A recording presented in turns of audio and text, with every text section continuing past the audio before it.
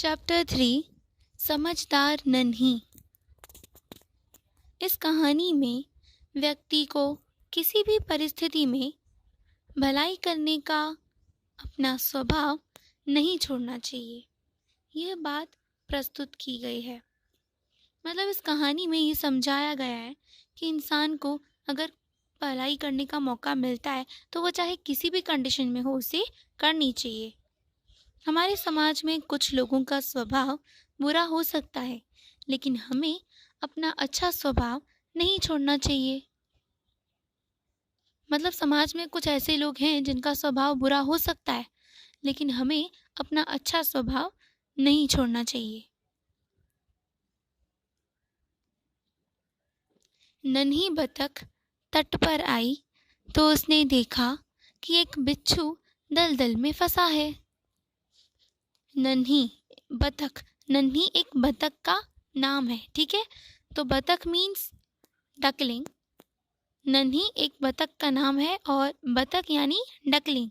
तो नन्ही बतख तट पर आई मीन्स किनारे पर आई तो उसने देखा कि एक बिच्छू दलदल में फंसा हुआ है। बिच्छू यानी स्कॉर्पियन, ओके। बिच्छू ने नन्ही से प्रार्थना की, बहन मुझे बचा लो। स्कॉर्पियन ने क्या किया, उस डकलिंग को देखा कि वो किनारे पर आई तो उसने नन्ही से यानी बतख से प्रार्थना की, बहन मुझे बचा लो। नन्ही को उस पर दया आ गई। उसने बिच्छू को दलदल से उठाकर सूखे स्थान पर रख दिया। नन्ही को बिच्छू को ऐसे फंसा हुआ देखकर उसे दया आ गई तो उसने क्या किया, बिच्छू को उठाया, दलदल से निकाला और एक सूखे स्थान पर रख दिया। बिच्छू को शैतानी सूझी, उसने नन्ही को डंक मार दिया। अब बिच्छू को शैतानी सूझी तो उसने क्या किया, नन्ही को डंक मार दिया। नन्ही पीड़ा से तड़प उठी। अब डंक मारा उस बिच्छू ने, इसलिए नन्ही को बहुत ही पेन हो रहा था, ठीक है। तो नन्ही पीड़ा से यानी दर्द से तड़प उठी। उसने बिच्छू से पूछा, क्यों भाई तुमने मुझे डंक क्यों मारा। तो तब नन्ही ने क्या किया, बिच्छू से पूछा कि भाई तुमने मुझे डंक क्यों मारा। बिच्छू लापरवाही से बोला, क्या करूं, डंक मारना मेरा स्वभाव है। तो बिच्छू ने क्या किया, उसे जवाब दिया और कहा, क्या करूं, डंक मारना तो मेरा स्वभाव है। नन्ही बोली, तुम यह गंदी आदत छोड़ दो, नहीं तो कोई मुसीबत में तुम्हारी रक्षा नहीं करेगा। नन्ही ने उसे समझाते हुए कहा कि तुम अपनी ये जो गंदी आदत है ना डंक मारने की, इसे छोड़ दो, नहीं तो कोई मुसीबत में तुम्हारी रक्षा नहीं करेगा। मतलब अगर तुम प्रॉब्लम में फंसे होगे तो कोई भी तुम्हारी हेल्प नहीं करेगा। बिच्छू उसकी बात अनसुनी कर आगे बढ़ गया। बिच्छू ने क्या किया, उसकी बातों पर ध्यान नहीं दिया, ऐसे रिएक्ट किया जैसे कि उसने कुछ सुना ही नहीं और वो वहां से चला गया। नन्ही अपनी माँ के पास नदी में चली गई। नन्ही फिर क्या किया उसने, नन्ही ने अपनी माँ के पास यानी वापस नदी में चली गई। माँ ने पूछा, नन्ही बेटी तुम कहाँ रह गई थी।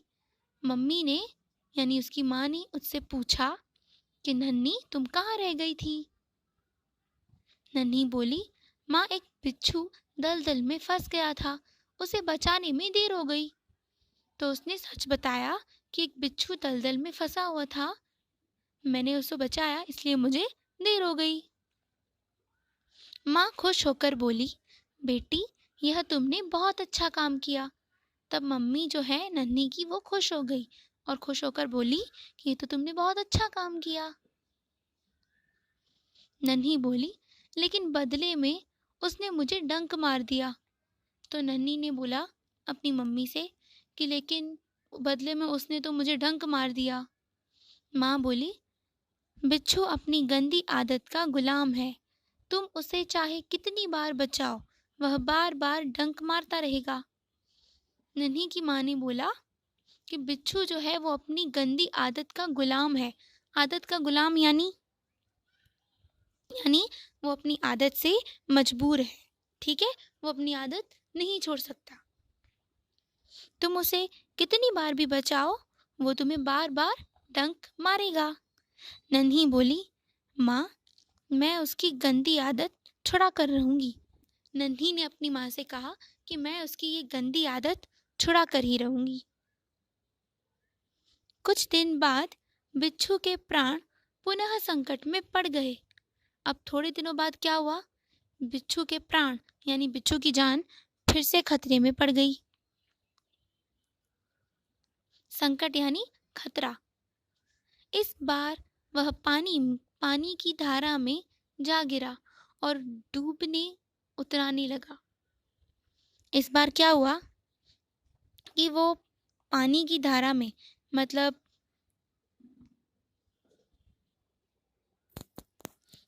कि वो पानी के फ्लो में जाके गिरा और वो डूबने वाला था। मौत सामने देखकर बिच्छू को नन्ही की याद आई। अब बिच्छू को नन्ही की याद आ रही थी, नन्ही की बातें भी याद आ रही थी। ऐसे मौत को सामने देखकर बिच्छू को वापस नन्ही की याद आ रही थी। वह नन्ही को पुकारने लगा। अब वो मन ही मन वो नन्ही को पुकारने लगा। नन्ही ने उसकी करुण पुकार सुन ली। अब ऐसे टाइम पे उसकी करुण यानी दुख भरी जो पुकार है, दर्द भरी पुकार, वो नन्ही ने सुन ली।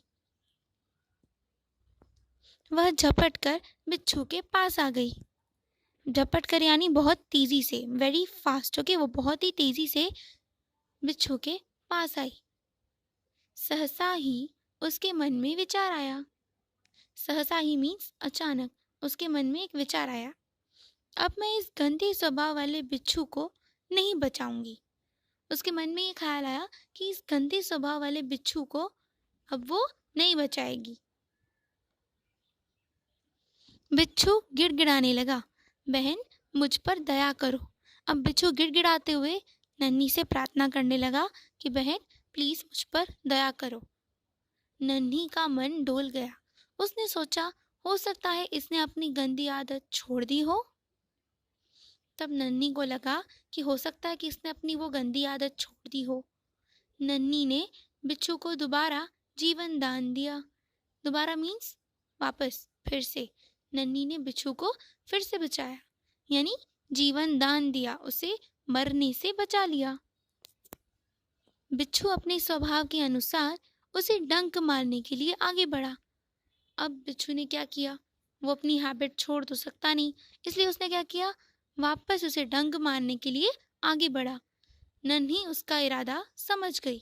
वह मुस्कुराकर बोली, बिच्छू भाई ठिठक क्यों गए, डंक मारो।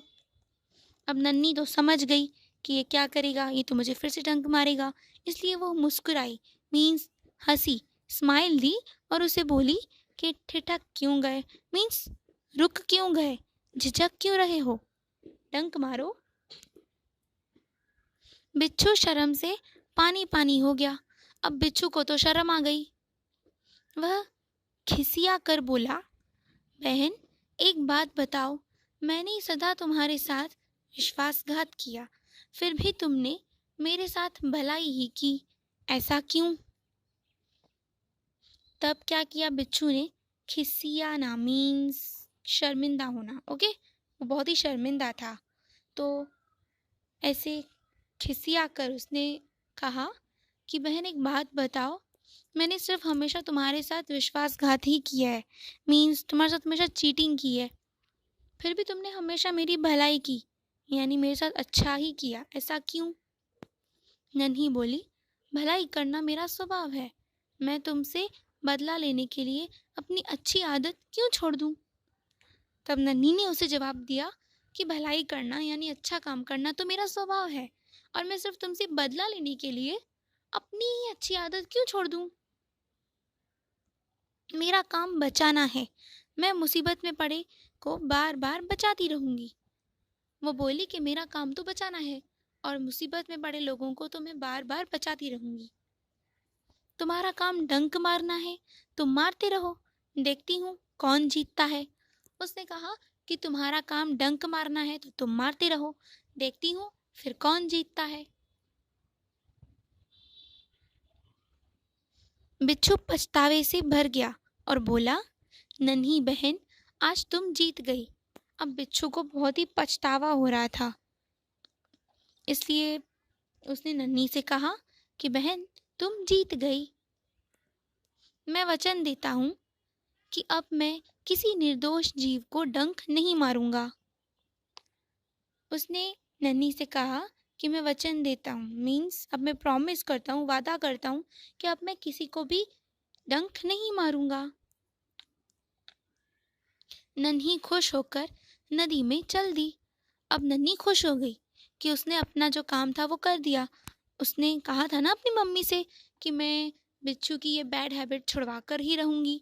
उसने छुड़वा दी, इसलिए वो खुश हो गई और फिर वो वापस नदी में अपनी मम्मी के पास चली गई। माँ ने आज फिर पूछा, बेटी कहाँ देर कर दी? मम्मी ने तो उससे फिर से पूछा कि तुमने फिर से आज कहाँ लेट कर दी? नन्ही ने पूरी घटना बता दी। नन्ही ने पूरी घटना मीन्स जो जो उसके साथ हुआ वो सब कुछ उसने अपनी मम्मी को बता दिया।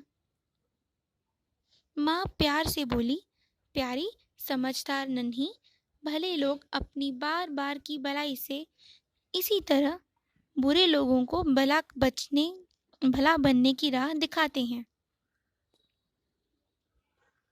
उसकी माँ उसको प्यार से बोली कि मेरी नन्ही, तुम समझदार हो और ये जो भले लोग यानी अच्छे लोग होते हैं वो बार बार भलाई करके यानी अपनी अच्छाई से बुरे लोगों की गंदी आदत छुड़वा ही देते हैं। नन्ही प्रसन्न होकर थिरकने लगी मतलब खुशी से नाचने लगी।